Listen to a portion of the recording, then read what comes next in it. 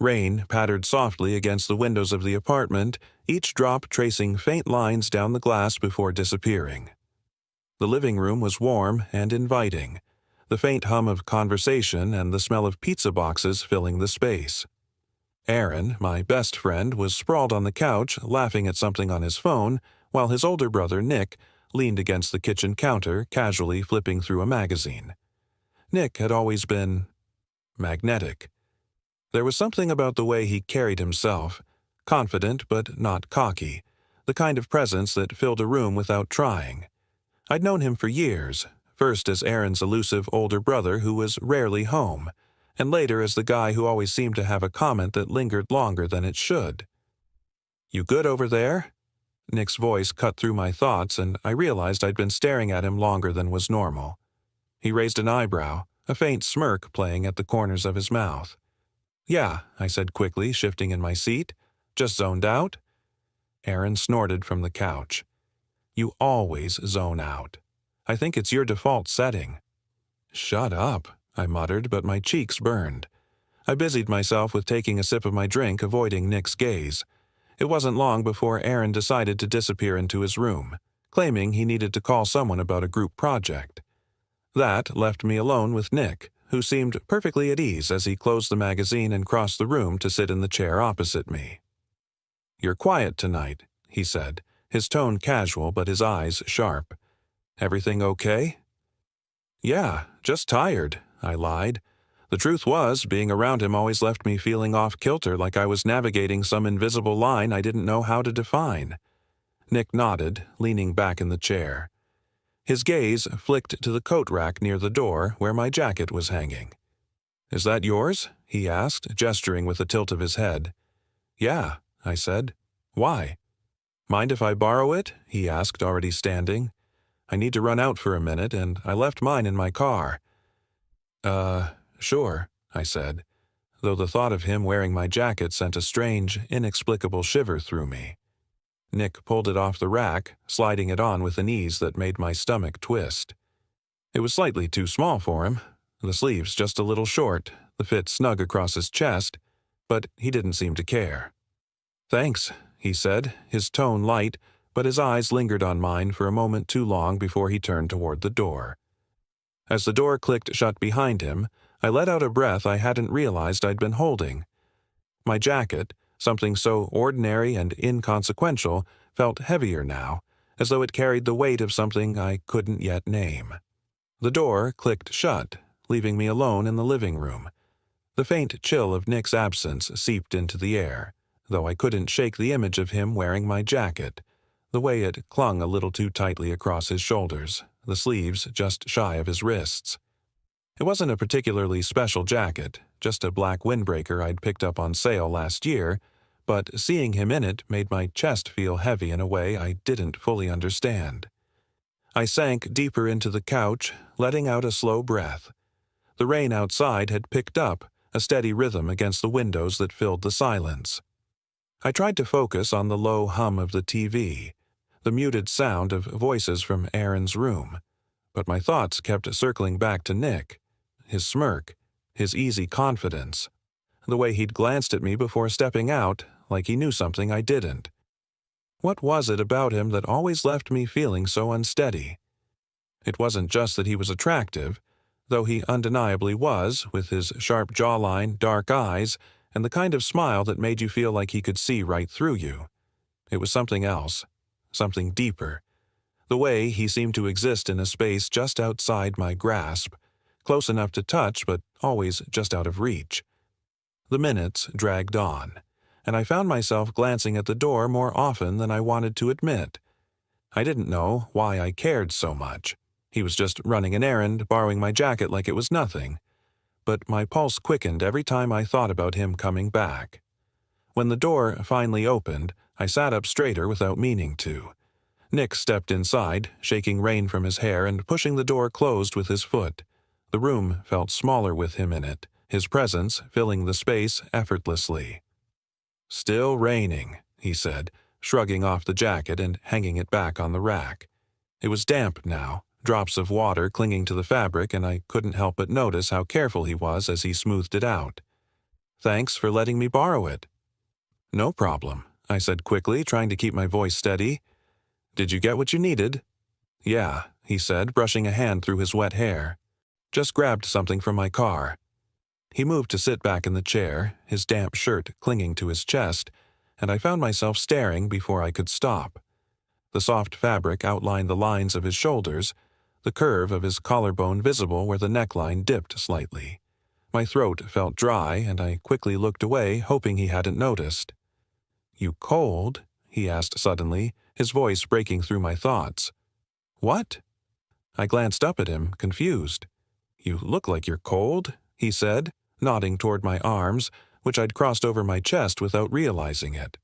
"I'm fine," I said quickly, though my voice betrayed me with a slight tremor. Nick smirked, leaning back in his chair. "You sure? You can borrow my jacket if you want." I rolled my eyes, though the gesture felt weak. "You left your jacket in your car, remember?" "Right," he said with a soft chuckle. "Guess you're stuck with yours then." The teasing lilt in his voice sent a flicker of warmth through me, and I found myself smiling despite the knot of tension in my chest. It was always like this with him, a strange mix of comfort and unease, like walking a tightrope between familiarity and something much deeper. The night stretched on, the sound of rain blending with the hum of the TV. Aaron eventually reappeared, groaning about his group project before collapsing onto the couch beside me. Nick stayed in his chair, his presence quiet but palpable, and I couldn't help but steal glances at him out of the corner of my eye. When it was finally time to leave, Aaron walked me to the door, muttering something about catching up tomorrow.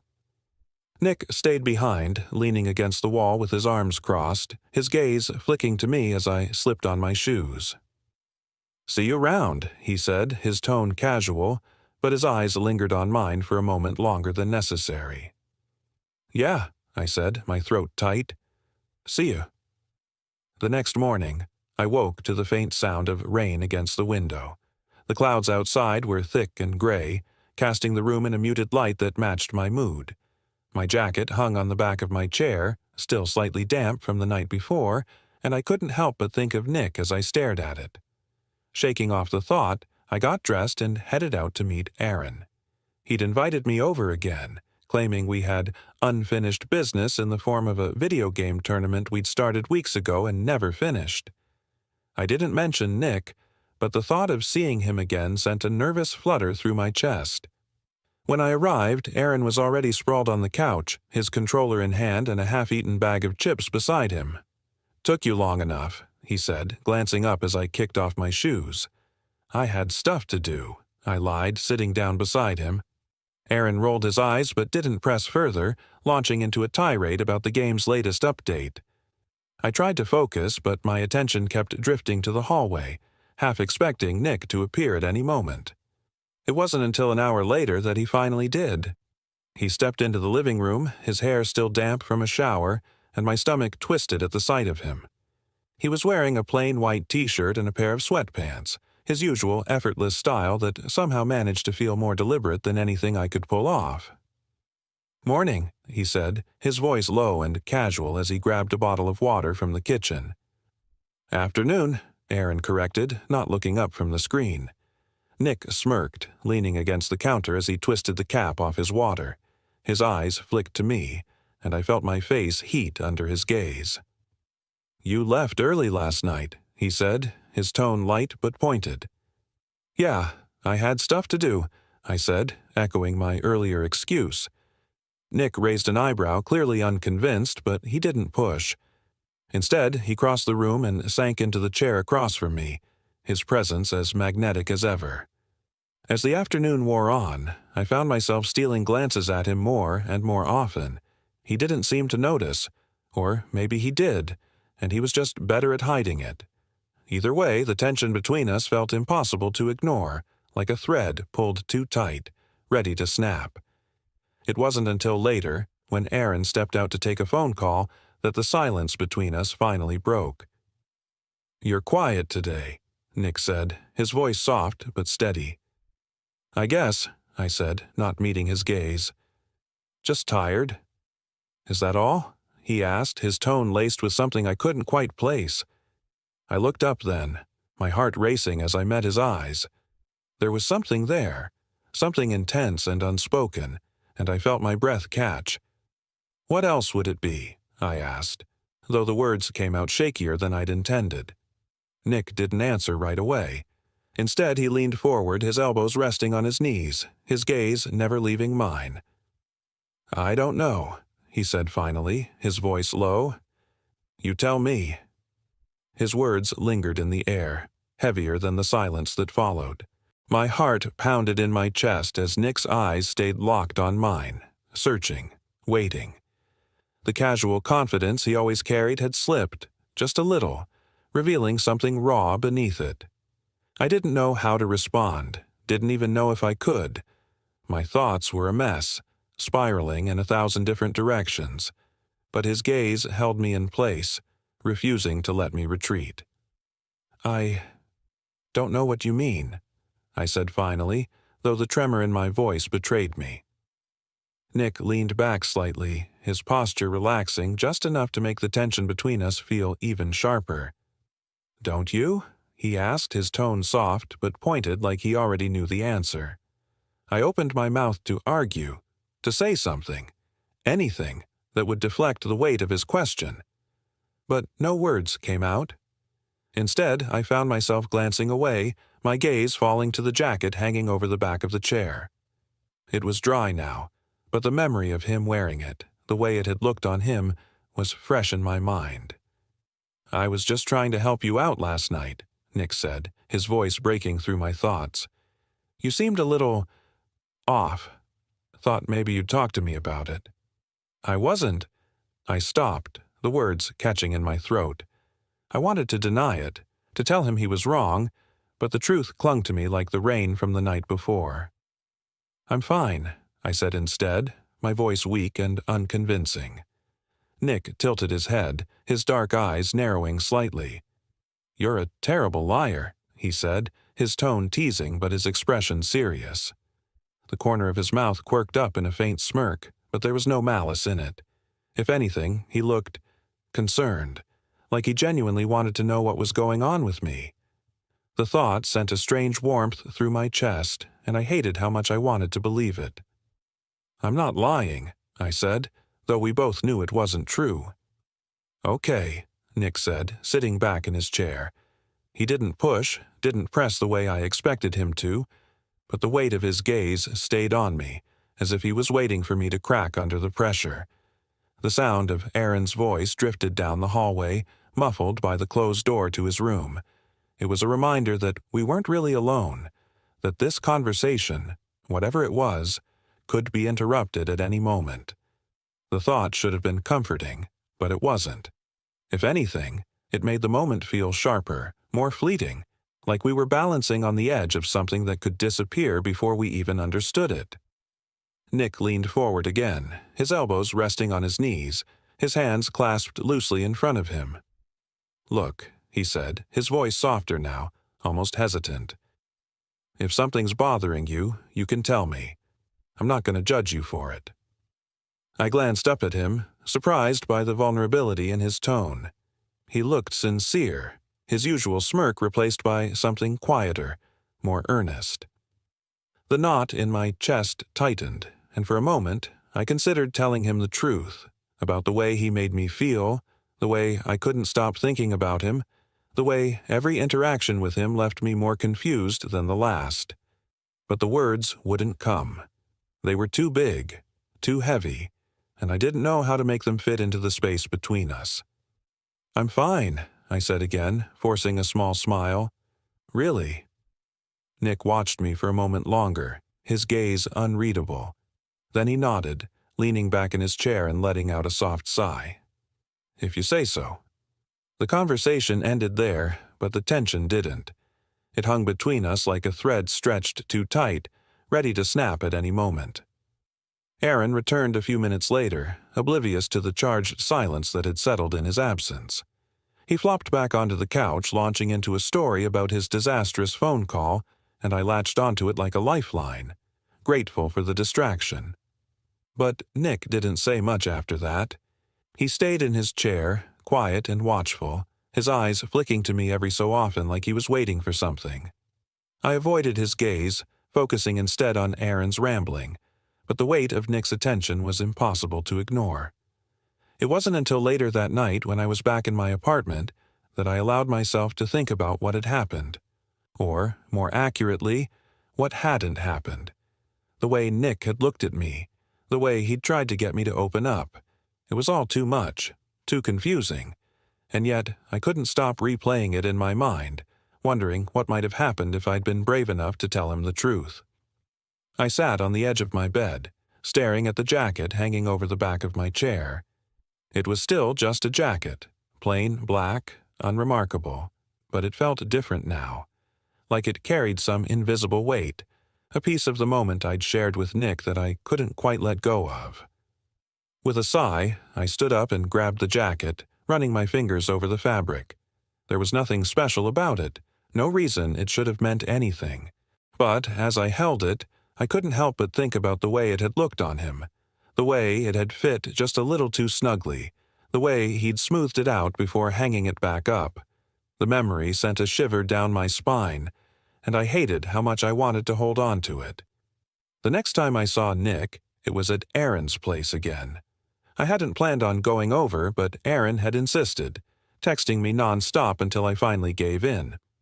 When I arrived, he was in his usual spot on the couch, a game controller in hand and a bag of chips balanced precariously on the armrest. "About time," he said, glancing up as I walked in. "You're late." "I didn't realize this was a timed event," I said, rolling my eyes as I kicked off my shoes. Aaron grinned, tossing me a controller.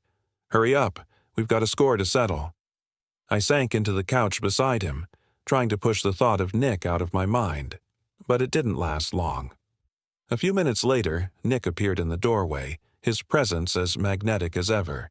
He was wearing a dark hoodie and jeans, his hands stuffed casually in his pockets, and I felt my chest tighten at the sight of him. "Hey," he said, his gaze flicking to me before settling on Aaron. "What's going on?" "Just kicking his ass," Aaron said, nodding toward me. "You want to join?" Nick smirked, shaking his head. "Nah, I'm good. I'll just watch." He leaned against the wall, crossing his arms over his chest, and I felt my pulse quicken under his gaze. He didn't say much, but I could feel him watching me, his attention as heavy as it had been the last time we'd spoken. It was distracting, and I found myself losing focus on the game, my movements clumsy and uncoordinated.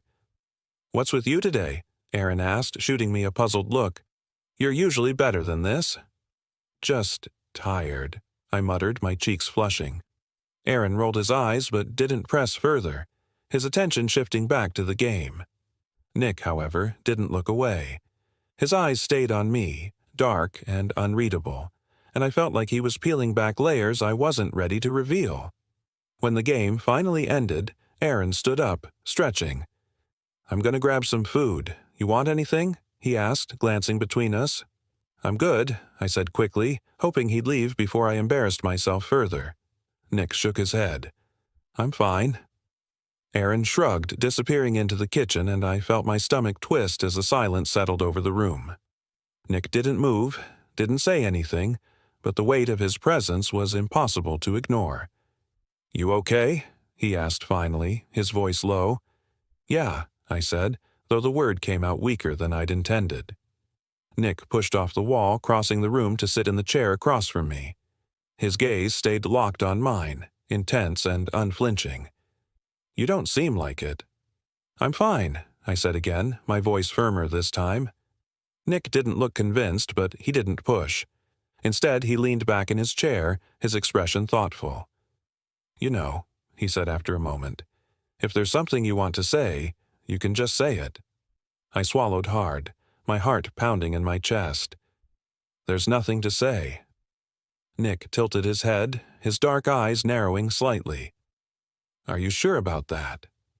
Nick's question hung in the air between us, his tone soft but unyielding. My stomach twisted as his eyes stayed fixed on mine, the weight of his gaze making it impossible to look away.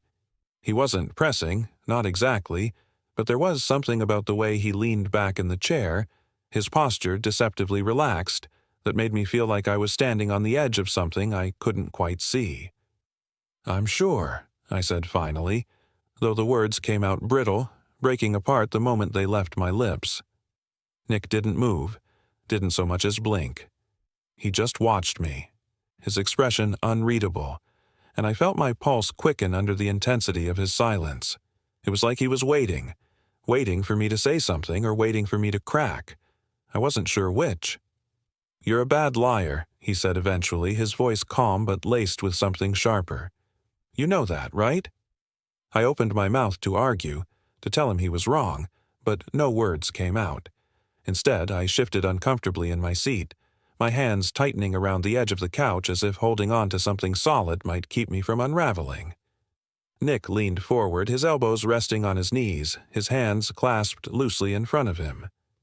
"Look," he said, his tone softening. "I'm not trying to push you into anything. I get the feeling there's more going on here than you're letting on." "There's not," I said quickly, too quickly. "Right," he said, his smirk faint but unmistakable, because that sounded convincing. I felt my face heat, and I turned my gaze to the floor, wishing I could disappear into the carpet. "Why do you care so much?" I muttered, my voice barely audible.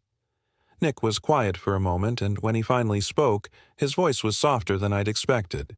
The tension that had been simmering for weeks, maybe longer, suddenly surged to the surface, demanding to be acknowledged.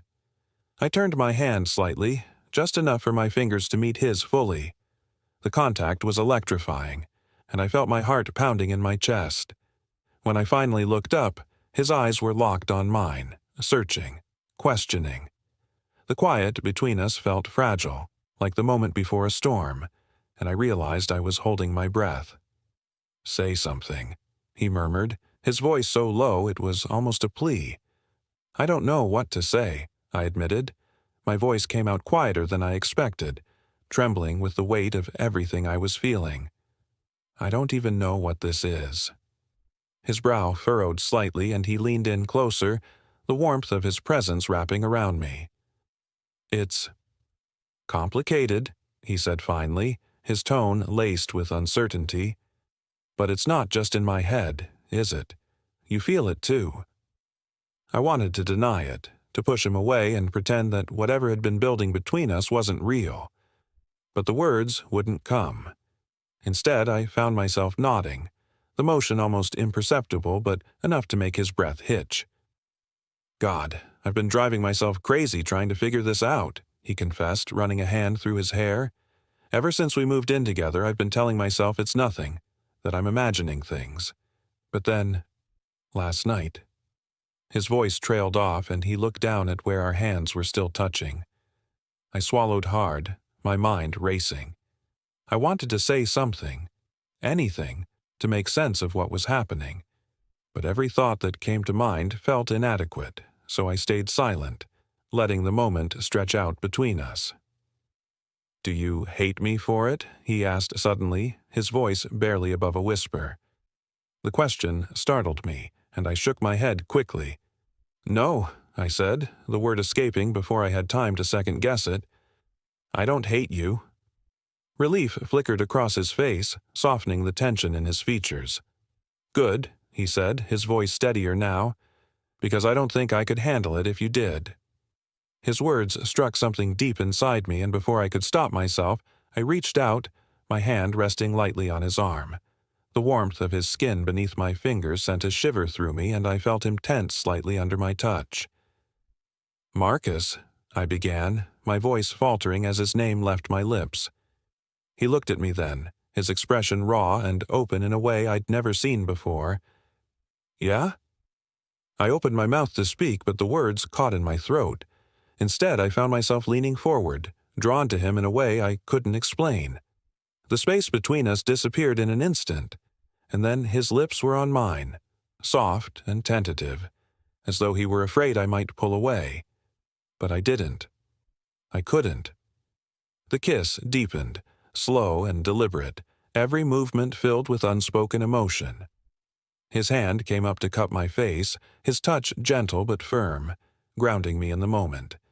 My mind screamed at me to stop, to think about the consequences, but my body refused to listen. All I could focus on was the way he felt, the way he tasted, the way his fingers tangled in my hair as he pulled me closer. When we finally broke apart, both of us were breathing hard, our foreheads resting together as we tried to process what had just happened. His hand lingered on my cheek, his thumb brushing lightly over my skin, and I felt a warmth spread through me that had nothing to do with the room's temperature. "This is crazy," I whispered, my voice trembling. "We shouldn't." "I know," he interrupted, his voice low and insistent. "But I can't stop. I don't want to stop." His words sent a jolt through me, and I realized with startling clarity that I didn't want to stop either. Whatever this was, however wrong or complicated, it felt real, undeniable, and I couldn't bring myself to let it go. "I don't know what this means," I admitted, my voice barely audible. "Neither do I," he said, his tone softening. "But I know I care about you, and I know I don't want to lose this, whatever this is." The vulnerability in his voice made my chest ache, and I nodded, unable to find the words to respond. For a long moment we sat there in silence, our foreheads still touching, our breaths mingling in the small space between us. It felt like the world had narrowed to just the two of us, and for the first time in weeks, the tension between us felt less like a weight and more like a thread, binding us together in ways I didn't fully understand. Eventually, Marcus pulled back, his hand slipping from my face but not entirely breaking contact. His fingers brushed against mine, and he gave me a small, tentative smile. "Can we just take this one step at a time?" he asked. I nodded again, my throat tight. "Yeah," I said softly, "one step at a time." The days that followed were a strange mix of tension and relief.